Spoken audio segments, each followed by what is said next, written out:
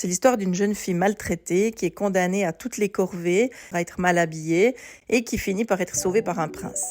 Salut les filles d'Olympe, bienvenue dans les bulles de flow, ce défi un peu fou, vous concoctez 100 épisodes en 100 jours.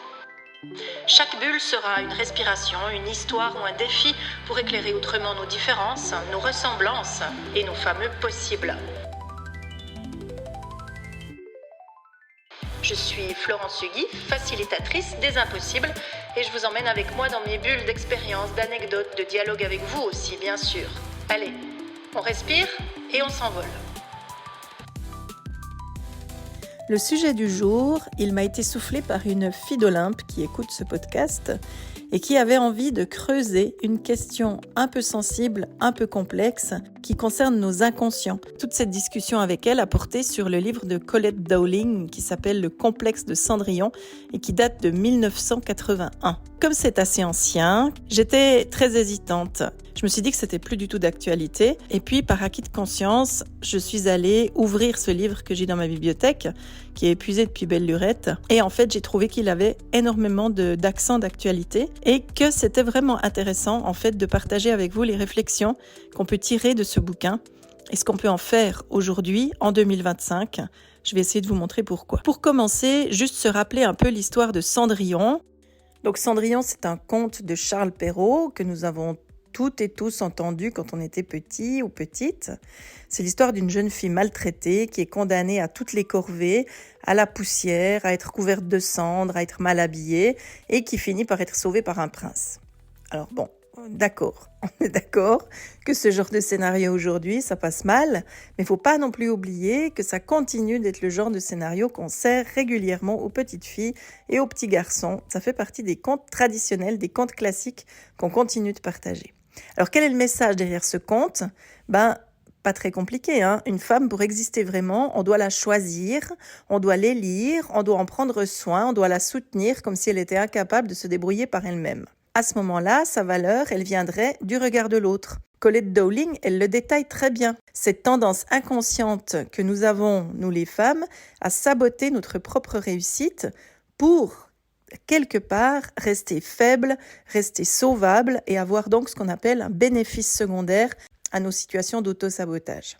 Ce qu'elle dit, Dowling, c'est qu'elle part de sa propre expérience.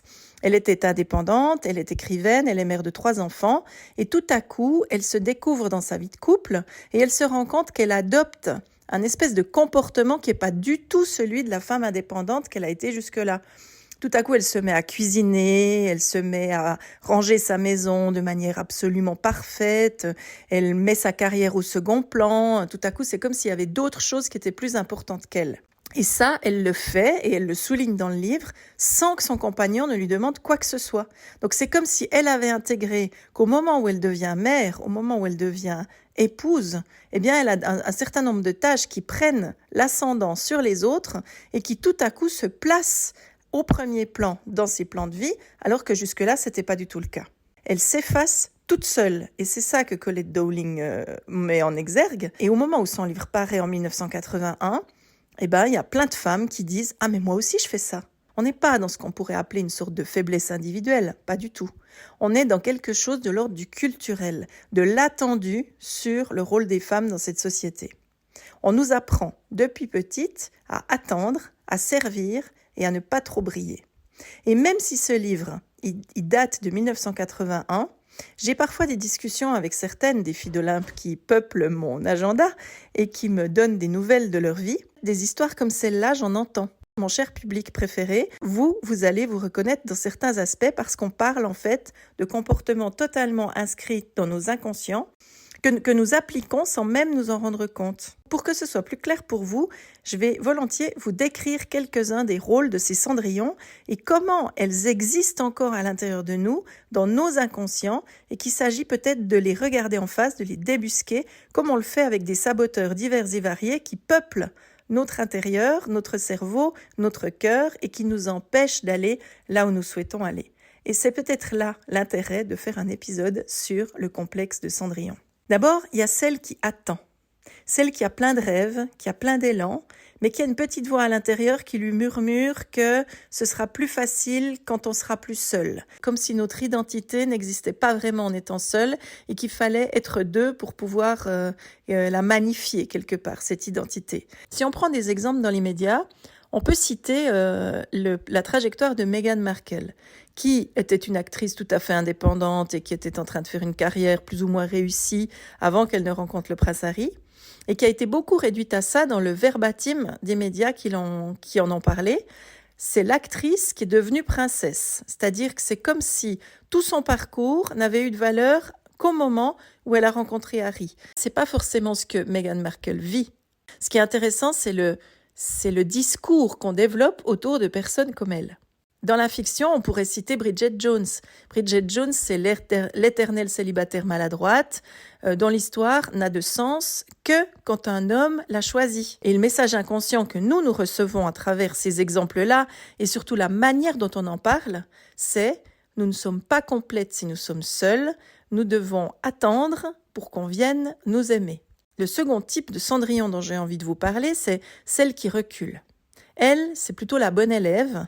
Elle sait qu'elle peut y arriver, elle sait qu'elle a des compétences, et puis elle sait surtout qu'elle a toutes les ressources pour arriver là où elle veut. Mais au moment où il faut oser, le moment où il faut se lever, elle se dit « Ouais, mais non, mais en fait, je suis pas tout à fait prête. Il me manque un papier, il me manque une validation, il me manque une certification. Là, j'ai pas encore tout à fait l'accord de tel ou tel pour pouvoir faire ce que je veux faire. » Si on pense à Emma Watson, par exemple, l'actrice de Harry Potter, elle a beaucoup reculé. Elle raconte en fait comment c'était compliqué de décider où elle allait prendre sa place et où elle allait s'imposer.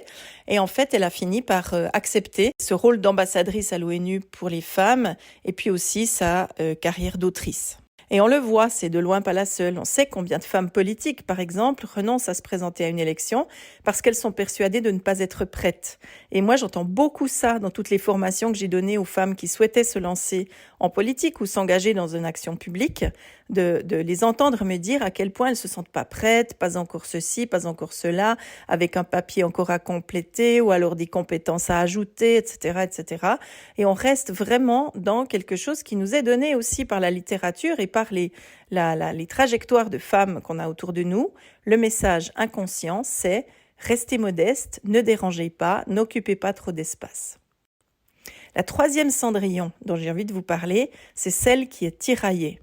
Elle veut de la liberté, elle veut de l'indépendance et de la réussite. Puis en même temps, elle rêve aussi d'un cocon ou d'un espace où elle pourrait poser ses valises et être totalement protégée. Alors, elle vit dans une espèce de tension permanente.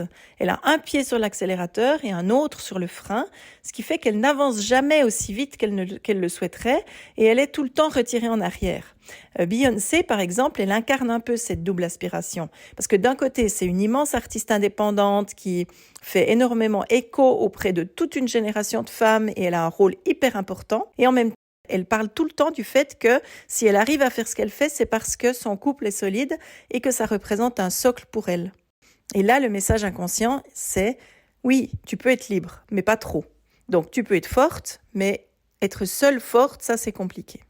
Quatrième type de Cendrillon dont j'ai envie de vous parler et qui vous parlera peut-être à vous, c'est celle qui est invisible. C'est celle qui fait tout le temps, c'est elle qui s'occupe de tout, qui en fait même plus que ce qui est souhaité, que ce qui est nécessaire.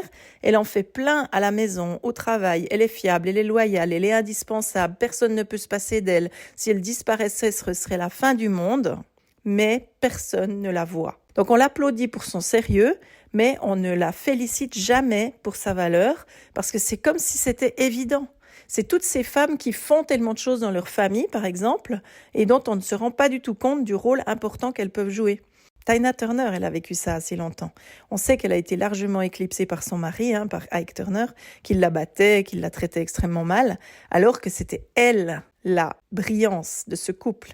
C'était elle qui était importante et qui aurait dû avoir une place beaucoup plus en vue. C'est seulement au moment où elle s'est séparée de son mari qu'elle a pu enfin recréer une carrière et puis se mettre à briller à la hauteur de ce qui était normal qu'elle brille en fait. Et aujourd'hui, vous le savez, Tina Turner, c'est devenu une véritable légende.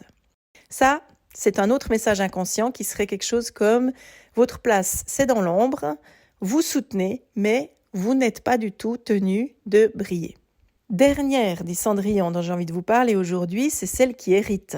Celle-là, elle sait que le conte de fées, c'est une illusion. Elle le sait totalement, mais elle le sait surtout intellectuellement. Au fond d'elle, elle garde une espèce de nostalgie du modèle romantique et elle aimerait quand même pouvoir le reproduire. C'est Paris Hilton qui a été longtemps réduite à son rôle de princesse héritière et qui a longtemps couru après une sorte de prince charmant. Dans cette Cendrillon-là, on retrouve bien la Cendrillon du dessin animé, de Charles Perrault, puis de Disney. C'est vous dire combien d'hommes se sont penchés sur son berceau. Elle est à la fois douce, elle est silencieuse et puis elle est sauvée par un mariage qui arrive de manière totalement providentielle et qui va lui permettre de pouvoir enfin briller à l'endroit où elle souhaite aller. Le message inconscient, c'est qu'il y a dans la vie des miracles et que ce sont ces miracles qui donnent du sens à notre vie.